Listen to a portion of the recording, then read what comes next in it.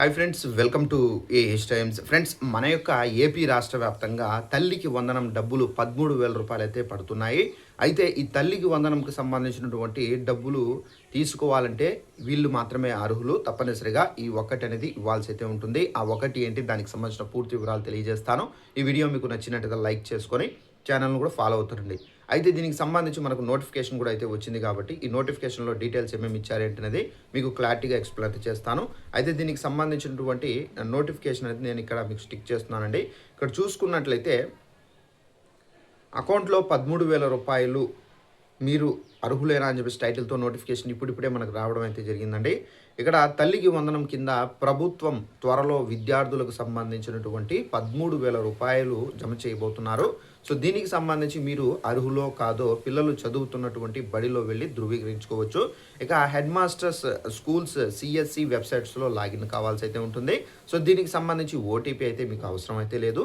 తర్వాత home పేజీలోని services మెనూకు వెళ్ళాల్సి అయితే ఉంటుంది. అక్కడ కనిపించేటటువంటి తల్లికి వందనం టైటిల్ కింద చేయాలి. టైటిల్ క్లిక్ అయితే చేయాలి. సో విద్యార్థుల యొక్క వివరాలు ఎంపిక చేస్తే స్టేటస్ అనేది తెలిసిపోతుంది. సో ఫ్రెండ్స్, చూసారు కదా, మన యొక్క ఏపీ రాష్ట్ర వ్యాప్తంగా తల్లికి వందనం అనే పథకానికి సంబంధించినటువంటి డబ్బులు అనేవి ఈ నెల మనకు 16, 17, 18 తేదీలను అయితే విడుదల చేస్తున్నట్లు మనకు ఇక్కడ మంత్రి లోకేష్ గారు అయితే ప్రకటించడం అయితే జరిగింది.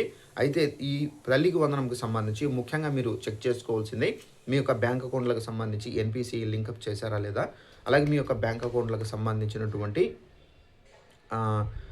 ఆధార్ నెంబర్ అనేది లింకప్ చేశారా, మొబైల్ నెంబర్ అనేది లింకప్ చేశారా లేదా అనేది చెక్ చేసుకోవాల్సి అయితే ఉంటుంది. ఇవన్నీ కరెక్ట్గా ఉంటేనే మీకు తల్లికి వందనం అనేది డబ్బులు అనేవి 13,000 రూపాయలు జమ కావడం అయితే జరుగుతుంది. అలాగే NPCI, national payment corporation of India, ఈ ఎన్పిసి కూడా మీరు తప్పనిసరిగా అయితే చేసుకోవాలి.